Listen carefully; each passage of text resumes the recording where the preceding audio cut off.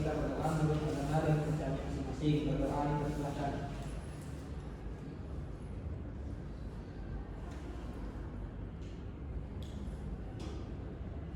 Berdoa selesai. Ya, alhamdulillah. Sebelum kita masuk ke pelajaran hari ini, ada yang masih ingat nggak pelajaran minggu lalu itu kita belajar apa? Saya Bu. Oh ya, silakan. Kebutuhan manusia. Ya, bagus. Tahu masih ingat? Masih Bu. Apa? Kebutuhan manusia adalah keinginan atau sesuatu yang harus dipenuhi oleh manusia untuk mencapai kepuasan jasmani atau rohani serta keberlangsungan hidup. Ya, baik. Ibu juga terima kasih jawabannya. Tepuk tangan ya buat Risma. Nah, jadi kali ini Ibu akan belajar mengenai kelangkaan ekonomi. Bisa dilihat ya media pelajaran ini.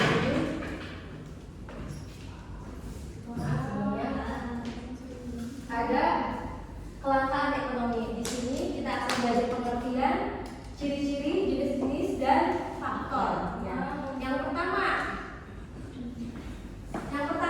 Ibu akan membacakan tujuan pembelajaran terlebih dahulu. Di sini ada surat cinta. Ya. Wah, Oke, Ibu akan membacakan tujuan pembelajaran hari ini. Yang pertama itu, siswa mampu memahami konsep kelangkaan, siswa mampu memahami faktor-faktor kelangkaan, siswa mampu mengenali biaya peluang. Kemudian, siswa dapat mendeskripsikan apa saja jenis-jenis, ciri, faktor dari kelangkaan tersebut. Kita simpan lagi surat cinta di sini ya. terima kasih Bu. Udah. Oke, bisa dilihat ya. Aduh. Oke, maaf ya, agak ribet. Nah, di sini ada pengertian. Pengertian kelangkaan itu adalah suatu kondisi ketika kebutuhan manusia yang sangat tidak terbatas sementara sumber daya yang kita butuhkan itu terbatas. Sumber daya di sini itu mencakup aspek sumber daya modal, sumber daya alam, sumber daya manusia, sumber daya teknologi seperti itu. Nah, ketika kita ingin mendapatkan apa yang kita mau di kelangkaan ekonomi itu, kita memerlukan yang namanya pengorbanan. Karena kita mengalami kelangkaan barang atau jasa, maka kita memerlukan yang namanya pengorbanan. Bu, pengorbanan di sini apa? Pengorbanan di sini adalah berupa uang, kemudian pemikiran, kemudian sama tenaga kita. Karena kan yang kelangkaan itu kan tidak ada. Kita bisa memikirkan apa sih peluangnya di sini yang kita harus cari. Nah, dari kelangkaan ini akan menimbulkan namanya pengorbanan yang kita harus lakukan. Kelangkaan di sini berkaitan dengan biaya peluang. Biaya peluang itu ada yang tahu apa? Ya, biaya peluang itu adalah pengorbanan kita terhadap sesuatu untuk mendapatkan kesempatan lain, kayak gitu.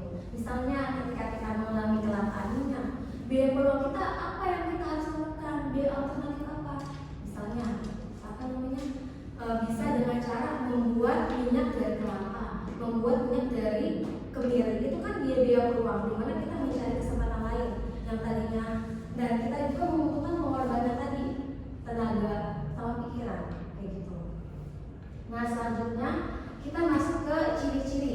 Ciri-ciri kelangkaan itu ada sumber daya tidak mencukupi, ya.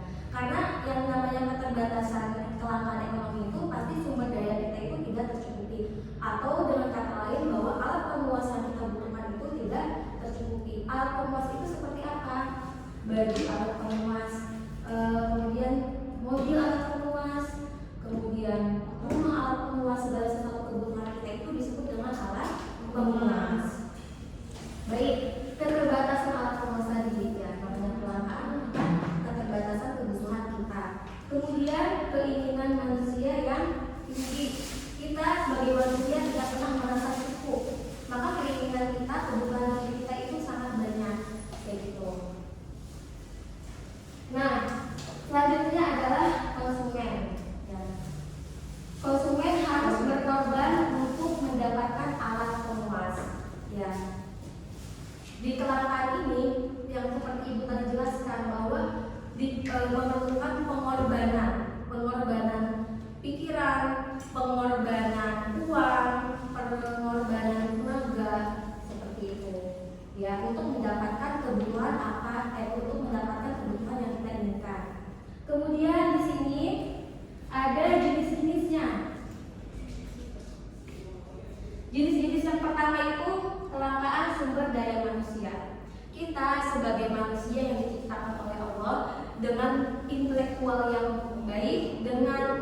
daya dan cipta yang baik, maka sumber daya yang berkualitas ini diperlukan di ekonomi, kelangkaan ekonomi ini. Kalau memang sumber daya tidak terpenuhi, maka kegiatan ekonomi itu tidak akan berjalan dengan lancar.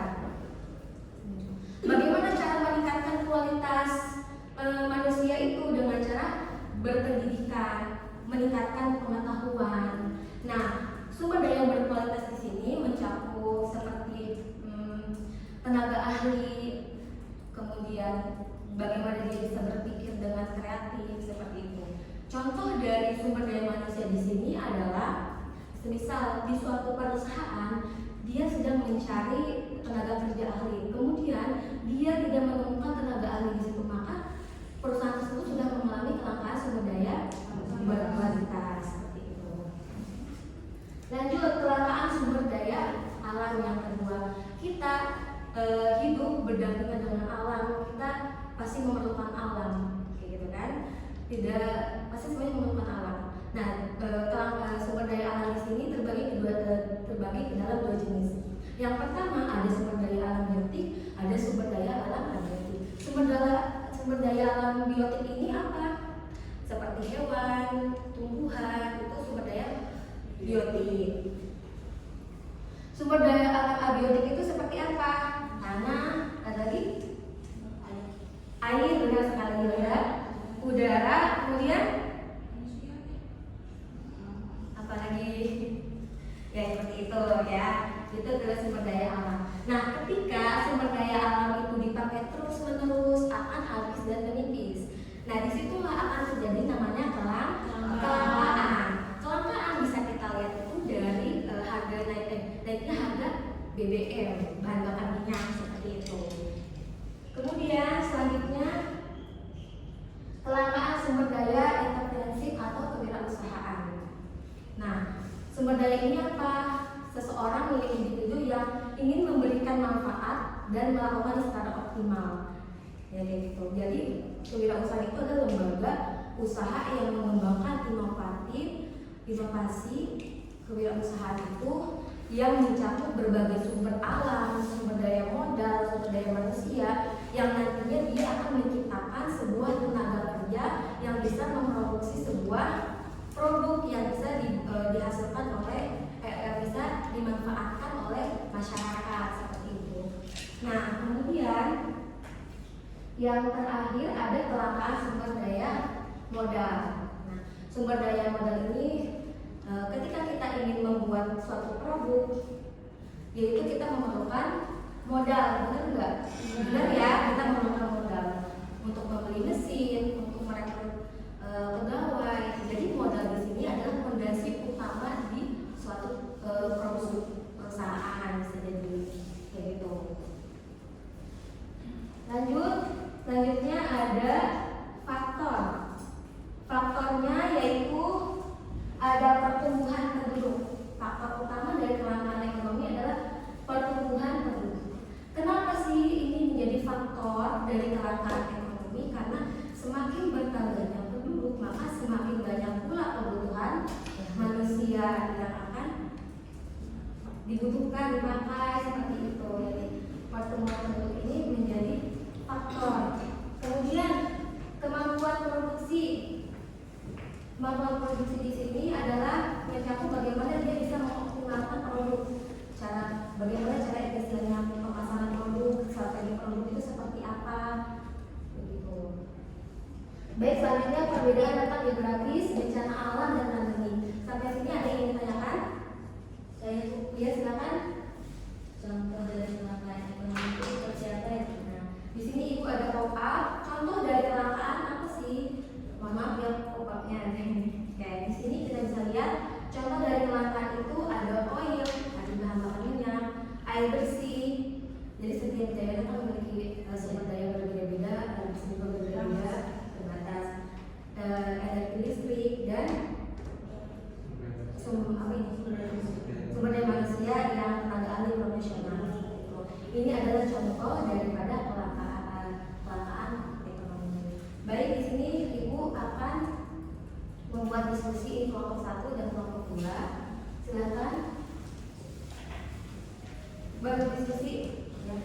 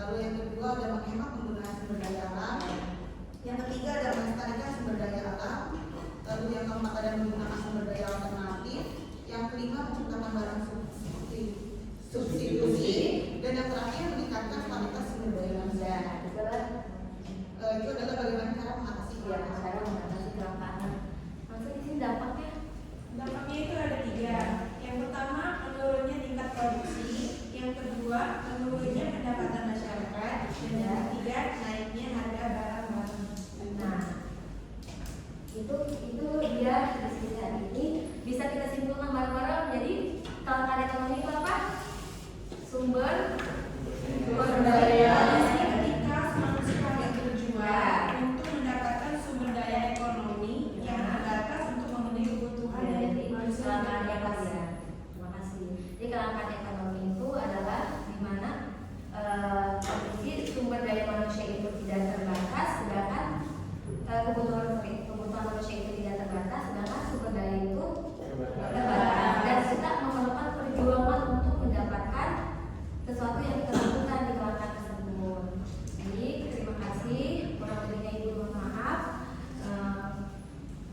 Baik, untuk pelajaran minggu depan kita akan mempelajari tentang kegiatan ekonomi. Jadi kalian mempelajari dulu ya Nina. Oke, semangat untuk hari ini, belajar yang rajin, study bareng. Terima kasih. Kurang lebihnya